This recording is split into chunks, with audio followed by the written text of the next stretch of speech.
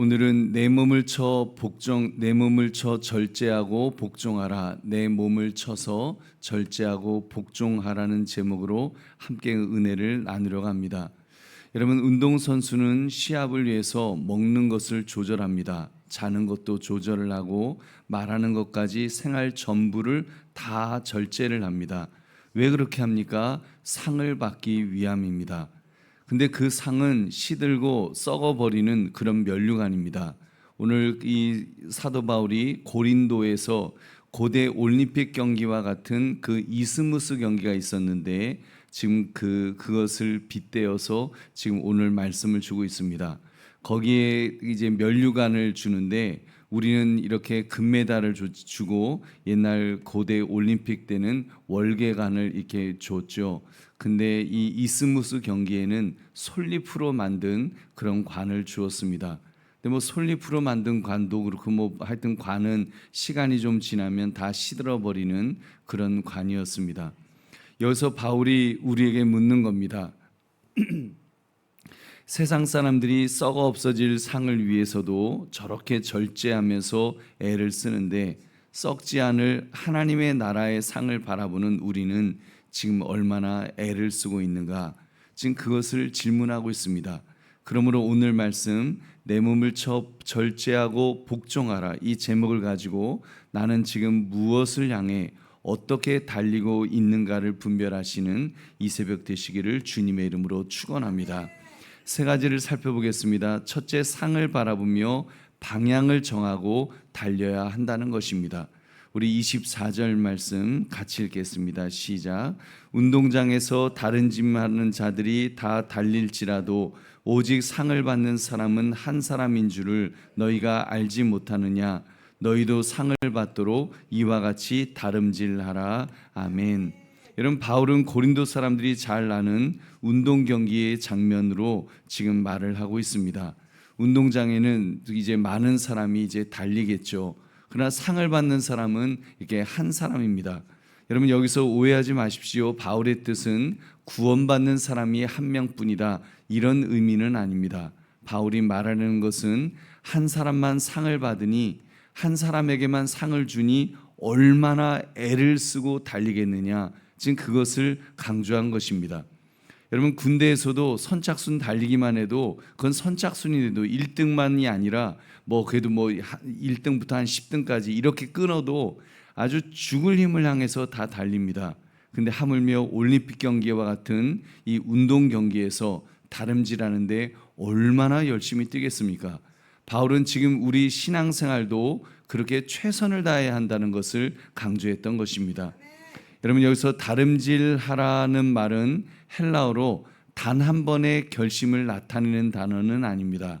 이 현재 시제가 사용되어서 날마다 계속해서 방향을 확인하면서 달리는 모습을 가리키고 있습니다. 그러니까 신앙은 한번 뜨겁게 달리고 끝나는 단거리가 아니라는 말입니다. 그렇습니다. 인생은 단거리가 아니라 마라톤이다, 이렇게 말하는 것처럼 여러분, 신앙생활은 평생 방향을 붙들고 달려가는 그런 경주인 줄 믿으시기 바랍니다. 여러분, 이때 속도도 중요하지만 방향이 중요합니다.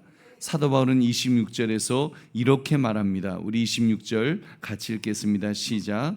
그러므로 나는 다름질하기를 향방 없는 것 같이 아니하고 싸우기를 허공을 치는 것 같이 아니하며. 아멘. 여러분, 향방 없이라는 이 표현은 그냥 막연하게 아무렇게나 불분명하게 이런 뜻이 있습니다. 그러니까 신앙생활은 불분명하게 막연하게 하는 것이 아니라는 말이죠. 분명한 목적과 방향을 가지고 나아가야 한다는 말씀입니다. 우리 보배로운 성도님들, 신앙의 문제, 정말 신앙의 문제는 열심만으로 되는 것이 아닌 것 같습니다. 물론 열심히 해야죠. 근데 어찌 생각하면 방향을 잃은 열심, 그것이 더 무서울 수 있습니다. 우리 방향을 잃은 열심들이 있습니다.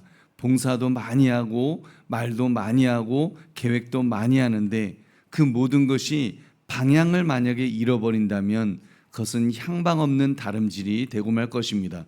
여러분, 이단에 빠진 사람들을 보면 그렇게 향방을 잃어버린 그런 사람들이 아닐까요? 여러분 이단들이 열심이 없습니까? 얼마나 열심히 있습니까? 정말 열심이 특심하죠. 근데 그 열심이 예수님을 향한 열심이 아니라 오히려 예수님을 대적하는 열심이니 이것이 얼마나 무섭습니까? 여러분 그런 점에서 내 자신을 뒤돌아봐야 할 줄로 믿습니다. 여러분 분주하십니까? 근데 그 분주함이 주님을 향한 것입니까? 아니면 내 욕망을 채우려는 그런 헛된 달리기입니까? 여러분 오늘 새벽 우리는 물어야 합니다. 나는 지금 어디를 향해서 달려가고 있는가? 여러분 그러므로 막연한 열심을 멈추고 썩지 않을 상을 바라보며 오늘 하루의 방향을 주님께 분명하게 맞추시기를 주님의 이름으로 축원합니다. 두 번째, 썩지 않을 것을 위하여 자기를 절제해야 합니다. 우리 자기를 절제해야 된다는 거, 우리 25절 같이 읽겠습니다. 시작. 이기기를 다투는 자마다 모든 일에 절제하나니 그들은 썩을 승리자의 관을 얻고자 하되 우리는 썩지 아니할 것을 얻고자 하노라. 아멘. 여러분 이 절제라는 단어는 자기를 다스린다, 자기를 통제한다라는 뜻입니다. 여러분 운동선수가 경기를 위해서 먹는 것, 자는 것, 생활 리듬까지 다 이렇게 조절합니다. 뭐 그 복싱 선수 같은 경우도 보면 제가 옆에서 복싱 선수가 체중 감량하는 거 봤는데 정말 20대 젊은이가 그 시합을 치르기 위해서 정말 막 땀을 흘리고 그리고 그러는 중에도 그 물을 마시지 않을 정도가 아니라 침도 삼키지 않더라고요. 나중에는 침을 뱉어요. 침까지 뱉으면서 삼키지 않고 뱉으면서 그렇게 처절하게 정말 체중 감량하는 것을 봤습니다. 여러분 왜 그렇게 할까요? 금욕적인 삶을 살려고요? 아닙니다. 그러한 절제는 의도적인 훈련입니다. 그러니까 여러분 복음을 위해서 자유와 권리와 욕망을 다스리는 것입니다. 여러분 연예인들 그 아주 최고의 연예인들 보면 그렇지 않습니까? 그 사람들은 정말 뭐 다른 거를 위해서 사는 것이 아니라 자기 몸이 재산이니까 그 몸 관리를 위해서, 체중 관리를 위해서, 뭐 피부 관리를 위해서 얼마나 애를 씁니까? 정말 저게 인간인가 싶을 정도로 그렇게 애를 쓰고 뭐 아이돌 같은 경우는 아예 뭐 풀만 먹이고 산다 그러지 않습니까? 이게 그 제대로 된 밥을 한 끼도 안 먹이고 풀만 먹이면서 그러면서 뭐 체중을 몇 킬로를 유지해야 되고 그렇게 하면서 그 하는 이유 여러분 그 절제입니다. 절제해서 어찌 됐건 그렇게 절제해야지 너가 목표를 이룰 수 있다. 그래서 그 젊은 애들을 그렇게 들들들 볶는 거 아닙니까? 여러분 바울은 앞장에서 이미 자기의 사도적 권리를 내려놓았습니다. 여러분 먹을 권리를 그래서 나는 정말 실족하는 사람이 있으면 고기를 먹지 않겠다. 그리고 후원 받을 권리 자기는 그 다른 사람들을 위해서 자기 스스로가 천막을 깁는 그 일을 하면서 그렇게 하겠다. 그리고 결혼할 권리 그가 독신으로 사는 그 모습을 볼 때에 그 모든 권리, 그 모든 것들이 다 권리가 있죠. 다 할 수 있었죠. 다 있었지만 복음을 위해서 자기는 사용하지 않겠다고 했던 것입니다.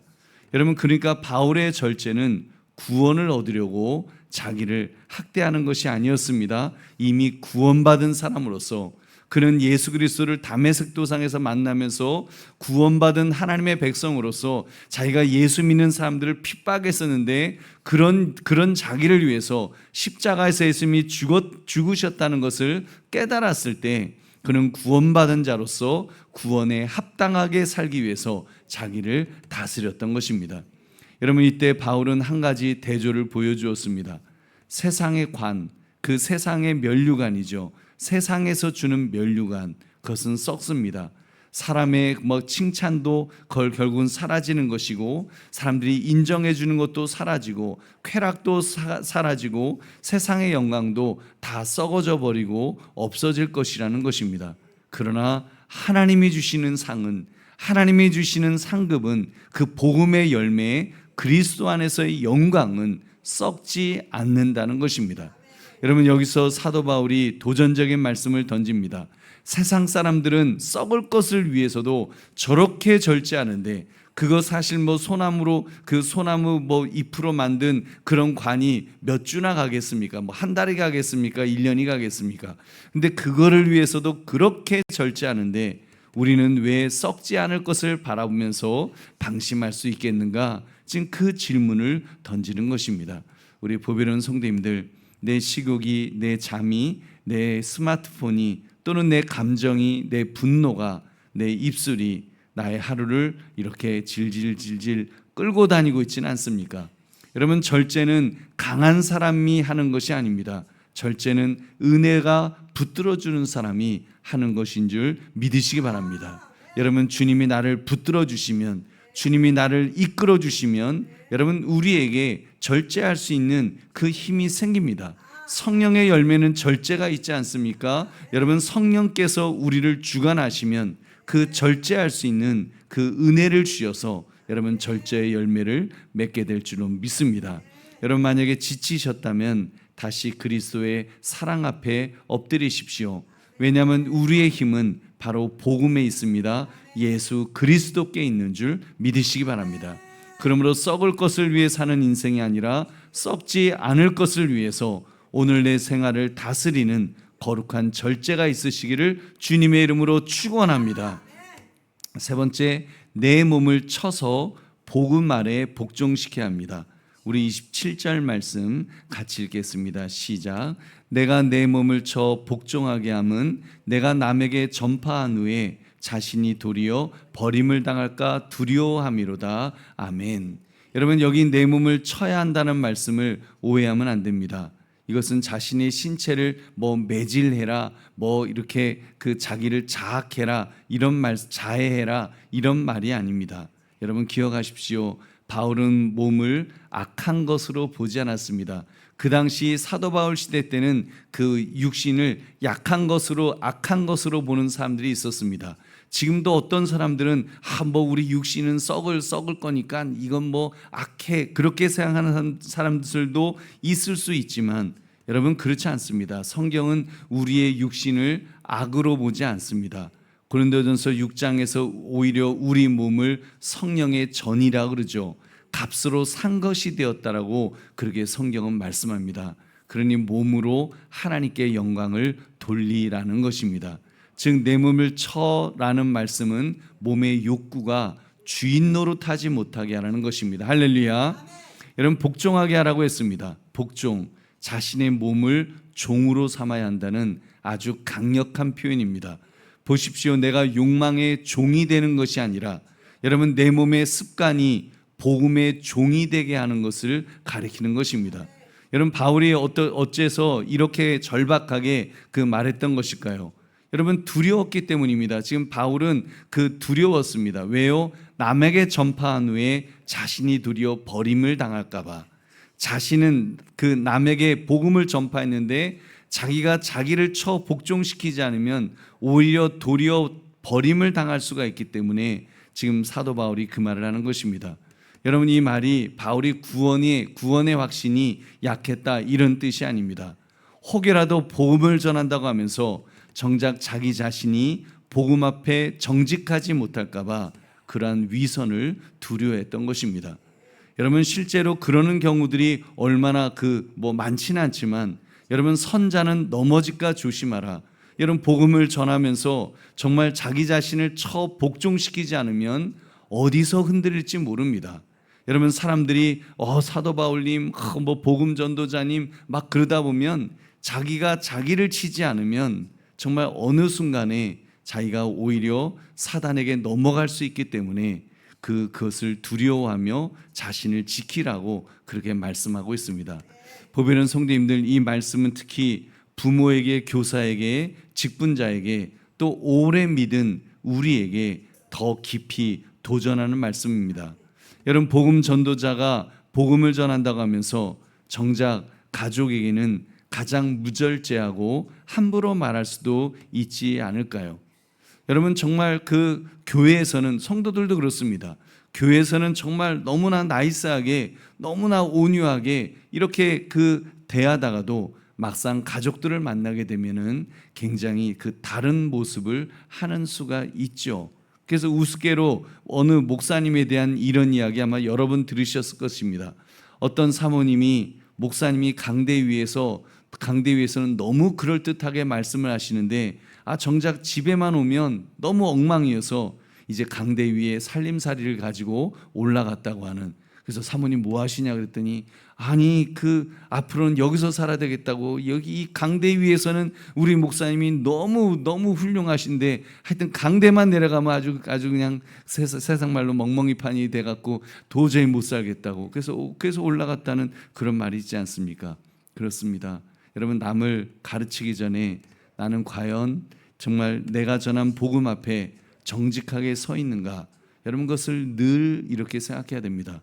저도 마찬가지입니다. 저도 말씀을 전하면서 저도 이 말씀을 여러분에게 가르치겠다고 오늘은 내가 우리 성도님들에게 뭘 가르칠까, 내가 요번에 요 말씀을 내가 해갖고 그냥 콱콱 찔러줘야지, 그런 마음으로 하는 것이 아닙니다. 저도 두렵고 떨리는 마음으로 제가 전하지만 제 귀로 또 이 말씀을 들으면서 하나님, 저부터 부족합니다. 저부터 절제가 안 되고, 저부터 정말 그 방향을 잘못 잡을 때가 있고, 저부터도 정말 최선을 다하지 못하는 그런 모습이 있습니다. 주님 용서해 주십시오 하면서 엎드리는 것입니다.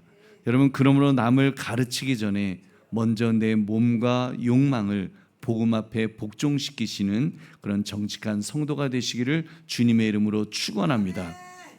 말씀을 맺습니다. 말씀의 제목, 내 몸을 쳐 절제하고 복종하라. 여러분, 이 제목처럼 우리가 몸을 치기 전에 먼저 자기 몸을 내어주신 분을 우리가 먼저 바라보았으면 좋겠습니다.